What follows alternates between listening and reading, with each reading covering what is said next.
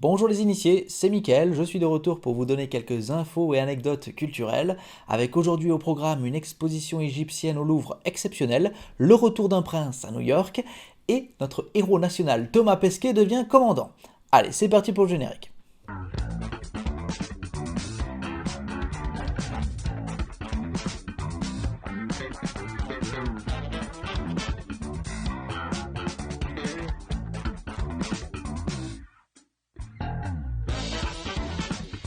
Moi, Taharqa, pharaon des deux Égyptes. C'est le nom de l'exposition exceptionnelle sur l'Égypte qui va avoir lieu au Louvre.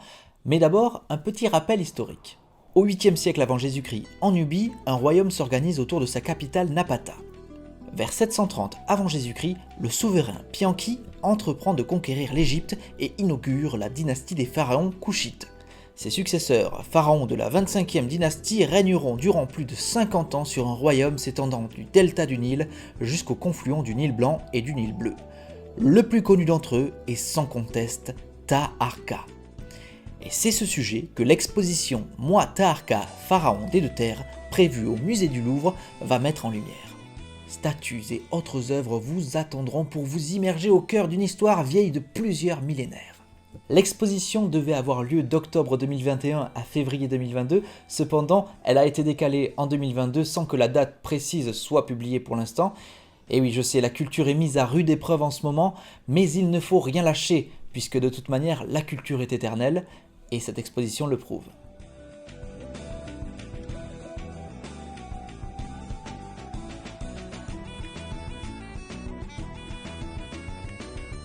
Et à présent, on parle du retour en grâce de l'acteur Eddie Murphy. Après l'excellent Dolomite Is My Name sorti en 2009, l'acteur star des années 80, l'acteur du flic de Beverly Hills entre autres, revient avec un de ses personnages les plus fameux, un prince à New York.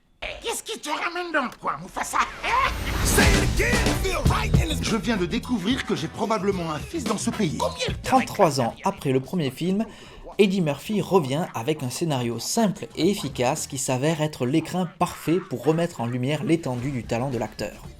Comme dans le premier épisode, le comédien s'amuse à grands coups d'effets spéciaux à incarner en plus du héros le propriétaire d'un salon de coiffure, un de ses clients dans le New York de 2020 et le chanteur libidineux de Sexual Chocolate, un groupe de funk dans une scène finale aussi idiote que marrante. Car oui, Eddie Murphy tient ce film avec brio et il contribue à ouvrir un nouveau chapitre de sa longue carrière après des décennies de nanar et un long passage à vide. C'est vrai qu'après une carrière fulgurante dans les années 80, Eddie Murphy avait ouvert la voie aux acteurs noirs américains qui ont décroché en partie leur trône de star après les succès d'Eddie Murphy.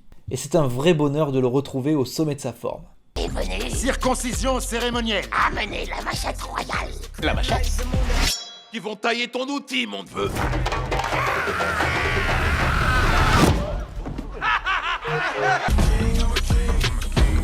Et pour finir, on lui avait consacré une émission spéciale dans Les Initiés, que vous pouvez d'ailleurs retrouver dans la playlist des Initiés sur la chaîne YouTube de la ville. Thomas Pesquet devrait devenir le 4e commandant européen de la Station Spatiale Internationale.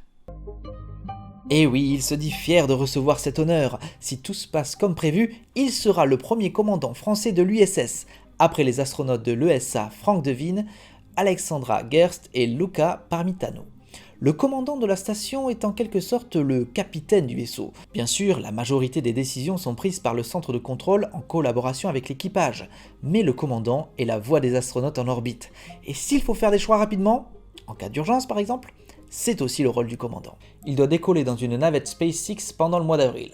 On lui souhaite bonne chance et on est sûr qu'il va bien représenter la France.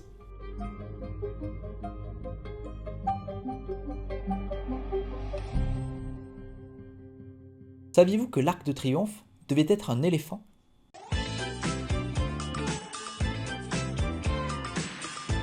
Souhaité par Napoléon Ier au tout début du 19e siècle, l'Arc de Triomphe nous offre aujourd'hui, depuis sa plateforme panoramique, une vue extraordinaire sur la capitale et son axe historique.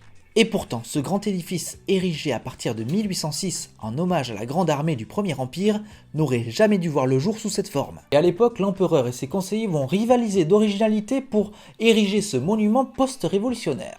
Et le projet initial devait être un éléphant gigantesque avec à l'intérieur un musée à l'effigie de l'empereur. Le projet de l'éléphant gigantesque n'est pas abandonné pour autant, et il sera bel et bien mis en œuvre en tant que fontaine sur la place de la Bastille. Cependant, le colosse n'existera qu'en maquette en plâtre à taille réelle et terminera sa vie dans un hangar. Et comme vous le savez, sur la place de la Bastille, on retrouve depuis 1830 déjà la colonne de Juillet et son génie. Et voilà, c'est fini pour aujourd'hui, merci d'avoir regardé cette vidéo, n'hésitez pas à cliquer sur le pouce bleu si vous l'avez apprécié, partagez, commentez et abonnez-vous, comme ça vous deviendrez un initié. Et moi je vous dis à très vite.